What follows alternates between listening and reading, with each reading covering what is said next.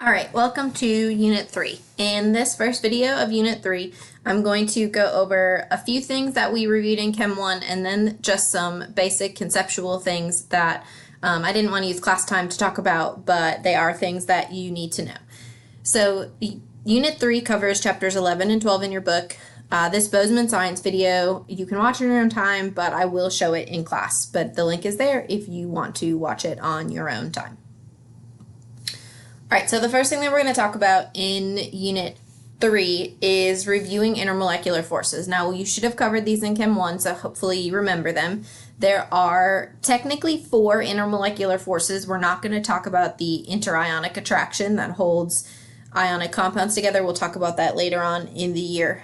But for this unit, we're going to focus only on the 3 types of intermolecular forces that occur in covalent compounds. And so here they are listed at the top: dipole-dipole attraction, hydrogen bonding, and then London dispersion. So as a reminder, dipole-dipole attraction occurs between polar molecules.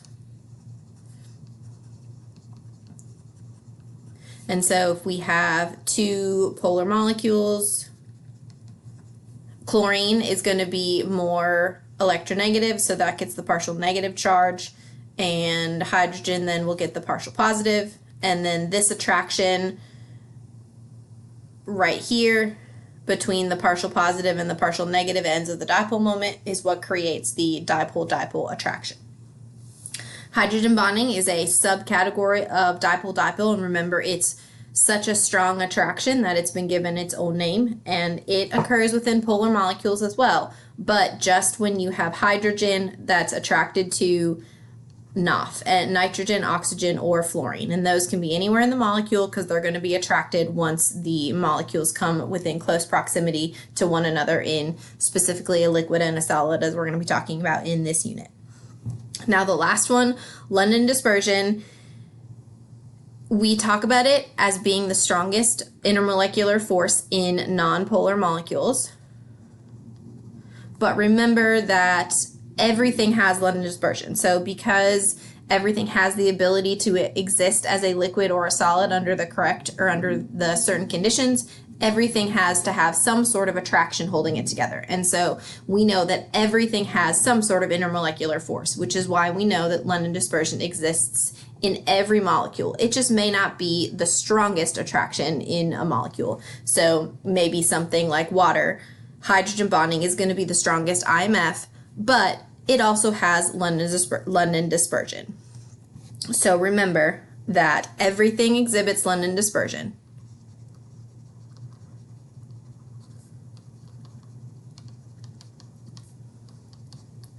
London dispersion forces, it's just the strongest in the nonpolar molecules.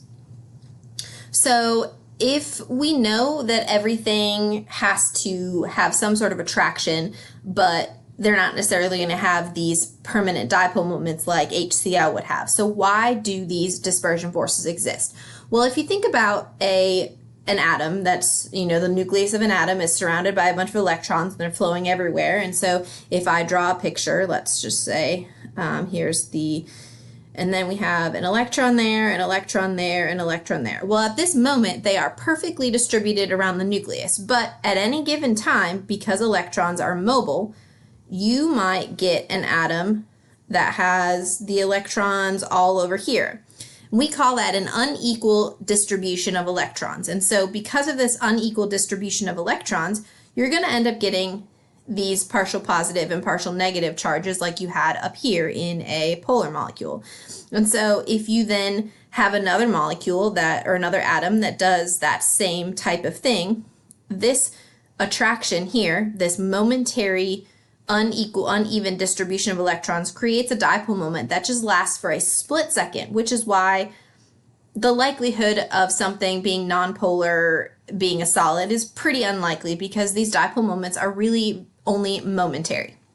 But they do exist. There is some minor attraction between them, and it has to do with a temporary uneven distribution of electrons that creates a momentary dipole moment, and that momentary dipole moment is what creates those attractions. Now, the term for which the ease with which something happens is called polarizability. And if I just move my face up here so you can read the definition. So polarizability is the ease with which the temporary dipole moment that I just talked about in the previous question can be created. And so if something is going to create this temporary dipole moment more readily or easily, it's going to have a higher polarizability. And this is the case with larger molecules. So as molecules get larger, their polarizability also increases, the ease with which this temporary dipole moment is created.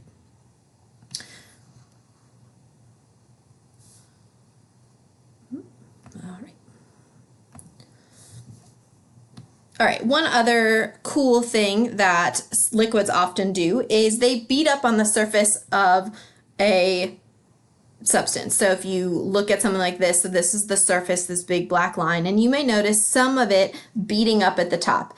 And the reason that it does this is because of something called surface tension.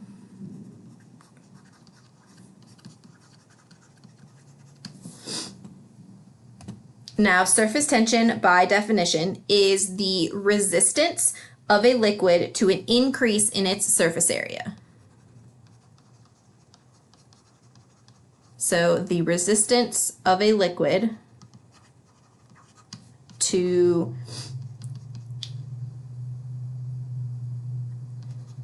an increase in its surface area.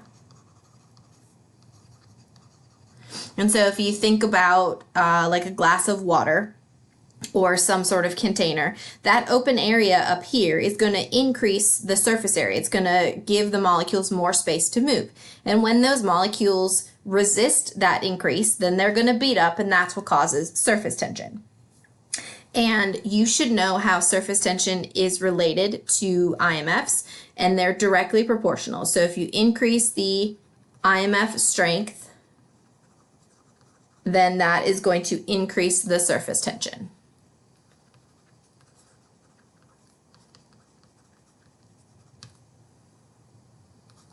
And you may remember those water gliders, that they're the little insects that just glide across the water. And the reason that they're able to do that is because of the surface tension that water has. Let's see, this slide is just some vocabulary terms that you need to be aware of. The first one is capillary action, which is the spontaneous rising of a liquid in a narrow tube.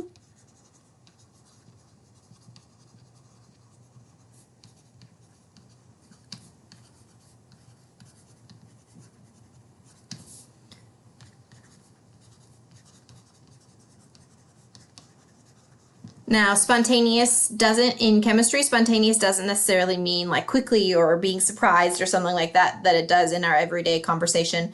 But spontaneous means without an outside source, so it occurs naturally. So if you take a narrow tube and stick it into some sort of liquid, so the liquid is going to rise up the tube, and that's called capillary action.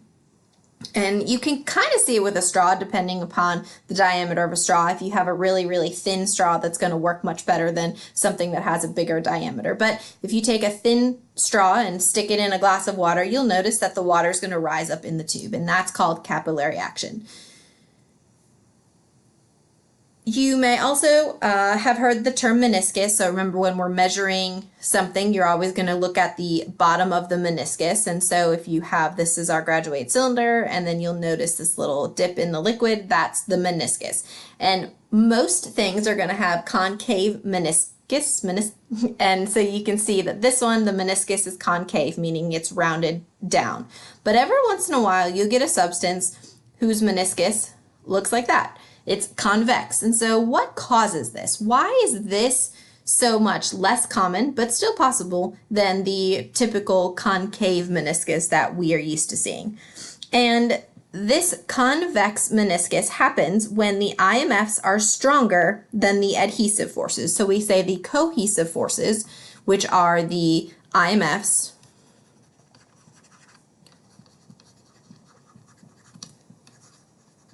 so the cohesive forces, those are the things that are holding the molecules together. And that happens when the cohesive forces are stronger than the adhesive forces.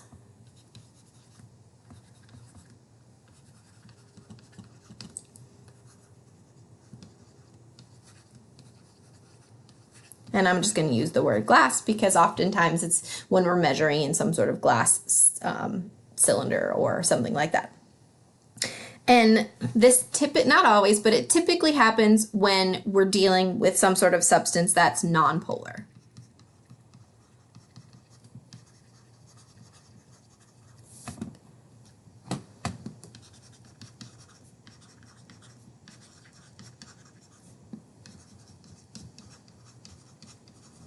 A good example is mercury. If you were to have a tube of mercury, mercury is just an element, it's nonpolar, and so when you have a tube of mercury, you're going to have a convex meniscus, whereas if you have something like water, whereas water is very polar, water has a concave meniscus.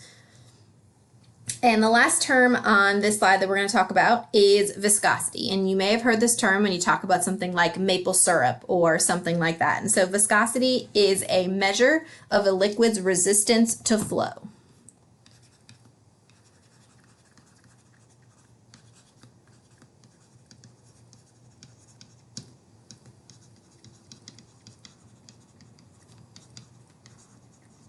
So something that flows very slowly is going to have a high viscosity. So something like maple syrup or molasses or corn syrup, all of those have high viscosities. They have a high resistance to flow. They don't flow very easily. Whereas something like water has a really low viscosity. Now, the stronger the molecule, now water's kind of weird because remember water has a really high, really strong IMF, but it doesn't always follow a lot of the trends and things like that. But generally speaking, the stronger the IMF and the more complex the molecules, the higher the viscosity.